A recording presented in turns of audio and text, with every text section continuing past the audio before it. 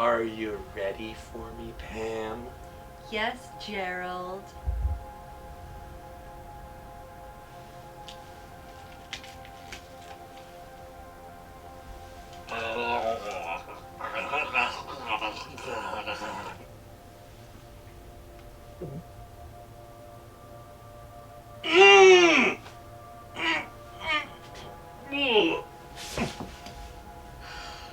Not again.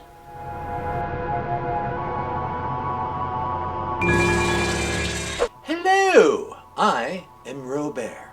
And I am Pam. And what's the movie today? The movie today is Gerald's Game from 2017. Yes, Mike Flanagan is the director of this film. Sometimes I don't pay attention to directors, but when I looked up his record, I was impressed. Yeah? This guy directed a few years ago a pretty good popular horror movie called Oculus, and more recently he directed The Haunting of Hill House on Netflix, and Midnight Mass, which was also I think on Netflix, and I really liked those two series a lot. I thought they were excellently done. So he's the man as far as I'm concerned. What's it about? Okay, so Gerald's Game is basically about amateurs trying BDSM and it goes terribly wrong. Yeah, pretty much. Yeah, so they go to this couple having some issues. They go to this house in the woods where no one can hear them because that's where couples go when they're having issues. And he decides he wants to do a little light bondage by cuffing her to the bed. But amateur mistake, I suppose. He uses like police grade handcuffs as opposed to light little fuzzy ones. So then, when they're getting intimate, when she's all bondaged up, then he has a heart attack and dies, and she is stuck on the bed. I mean, that's not a spoiler. That happens in that's the whole less than the first act of the film. You got to understand that's the whole setup. That's the setup for the drama that follows. Yes. Which is, it's similar to that movie where James Franco has to cut his hand off because he gets stuck. Like 127. Oh, 100. Okay. Right, 127 hours, and because she's stuck on the bed, and she's got handcuffs like this, and there's nothing she can do. She can't break the bed. The bedpost is just so strong, and her husband's dying in front of her, but in the same time, then there's this dog. Should I tell about the dog? Yeah, there's a stray dog that she fed and makes friends, and I don't remember how it got in the house, but it gets in the house and starts looking at the husband like, haven't eaten in a while. Yeah. So this is a Stephen King book novel adaptation. Yeah. I read the book when it came out. And what did you think? It's not. I would argue it's not one of Stephen King's best novels. Okay. Yeah. However, I think a lot of his screen adaptations. Not to blame him, but there's not a lot of great screen adaptations of Stephen King's work. I agree with that. This one, I actually like the film better than the novel. Wow. Yeah. That's surprising for I Stephen almost King. never say that, and I never say it about Stephen King, but usually the novels are always better. Yeah. But they did, you can do more. Flashbacks in the movies are more meaningful than, let's say, flashbacks in the novels, and they introduce new characters with different actors and stuff like that. This was a very good adaptation of a Stephen King novel. It was interesting, novel. yeah, and I did like how then when she was stuck on the bed, then she was kind of had to confront her demons and a lot of just mental. We'll just say she has some of her own, and it's mental demons. It's not devil demons. Yes. From her childhood. Yes. And But there is some kind of spooky character that they call the Moonlight Man, and you don't know whether he's real. Is she imagining it? Ugh. She's stuck to the bed for a while, and she Couple days. doesn't have food or water, so it could be her imagination and stuff like that. That sort of adds like the supernatural factor. Mm-hmm. But if you cut that out, Yeah. it's a straight suspense thriller, Yeah. suspense drama thriller, Mm-hmm. and I mean, it's pretty horrific what she's going through. Oh, it's terrible. She's Terrible. got it. Her husband croaks. She's stuck on the bed. He falls on the floor. The dog comes in and starts sniffing around the corpse, and then she has there's some fantasy, and I don't mean good fantasy. No. Sequences where she's talking to her husband, or maybe she's talking to his ghost. I don't know. Yeah. Is it in her head? Is he really dead and his ghost is there and he's like, okay. But then it gets a little complicated. It sounds boring, woman alone in a room.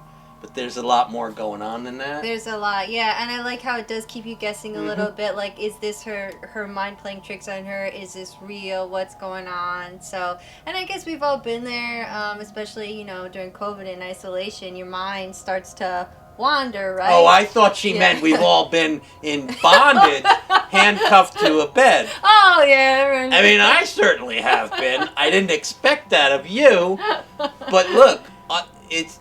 People were getting bored during the pandemic. You do what you gotta do. Lesson learned. If you're, when I have a rough patch with my partner, we go to a cabin in the woods. Obviously. And have some S&M. Like, doesn't everybody? That's just the logical reason. Like, who needs therapy when you can go to the woods? Yeah, you want to go see a psychologist? Do a little BDSM. Just try it out. Marriage counseling or whatever? Nah. Handcuffs. Police-grade handcuffs. Cabin in the woods with a stray dog and a moonlight creeper man and handcuffs. That's the ticket. That will cure all your mental health Brilliant issues. idea. Brilliant idea. Starring Carla Gugino. Amazing job. She Now, did amazing. I mentioned Haunting of Hill House, so the director must like to work with her. She was in that, and he cast her in this.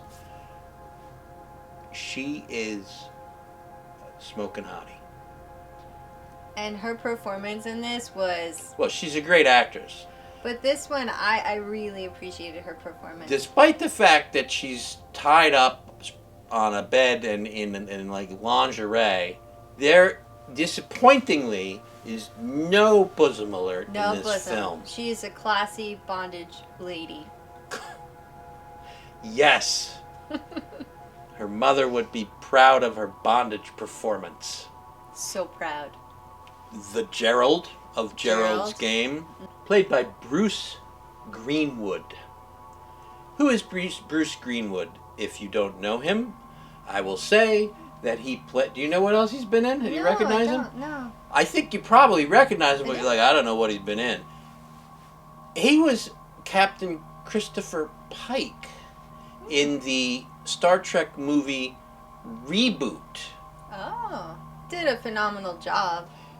Yeah, and his part wasn't all that short, even though he dies, because he comes back either as an imaginary ghost or a real ghost, I don't know. Yep. And then there's not many other people in it. There's some people in sort of the last part of the movie, and Carol Strucken is in this film.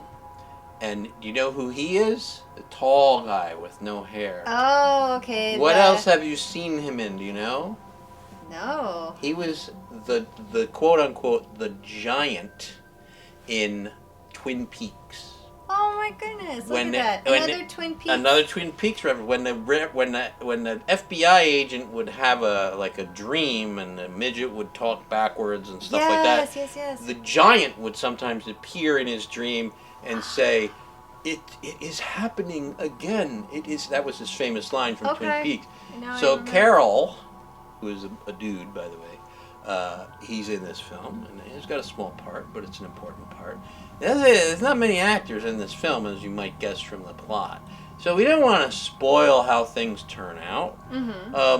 I found it believable. I mean, it's kind of stupid that people would get themselves in that situation. Yeah, but it's realistic as to how it turns out, maybe? I suppose it's a little realistic, but I was like, if you're going to try something for the first time, don't use police. Yeah, maybe use plastic handcuffs. Yeah, something you could get out of. I mean, I know I wasn't expecting to die, but you never know what's going to happen. You got to have a safe word and feel safe while you're being... Yeah, a safe word would not have helped in this situation. No.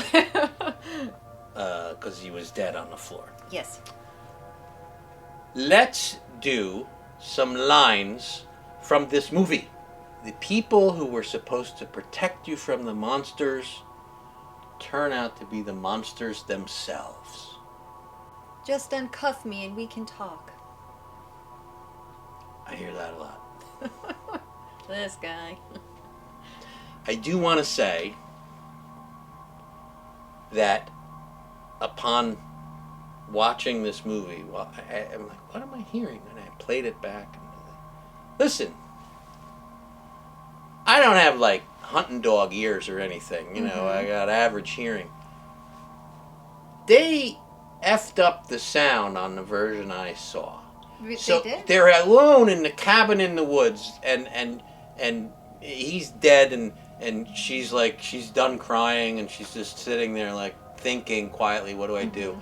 And the camera's going through the house, atmospherics, and I'm hearing like office chatter and ringing, like phones ringing and a fax machine and stuff like that, and I'm like, what, there's something going on in my house, and I pause it and it stops. So it ain't going on in my house. I hit it again and start the movie.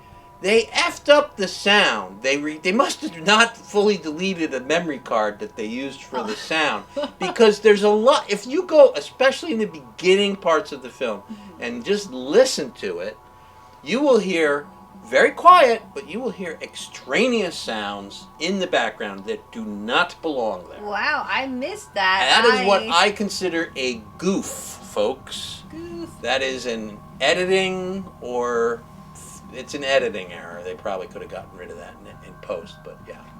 Let us give this movie a pumpkin rating. I think you're going to be on the low side. That's how I think you feel about it. I don't know. I could give it... I'll give it a 3.5. You're going to give this movie a 3.5? That's more than I thought. Really? From you. I don't even know if I would give it a 3.5. I would give it a 3. Give it a solid 3? I give it a solid 3. She gives it 3.5. When it boils down to it, it's not as scary as I thought it was going to be. No. Well, it depends on how you feel about your own thoughts. I'm very comfortable in my own head. So to me, being chained up to a bed for a couple days, that's like a vacation. Okay. Fair enough.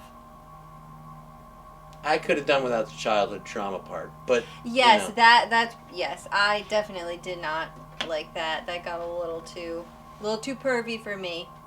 That's why I couldn't give it more pumpkins.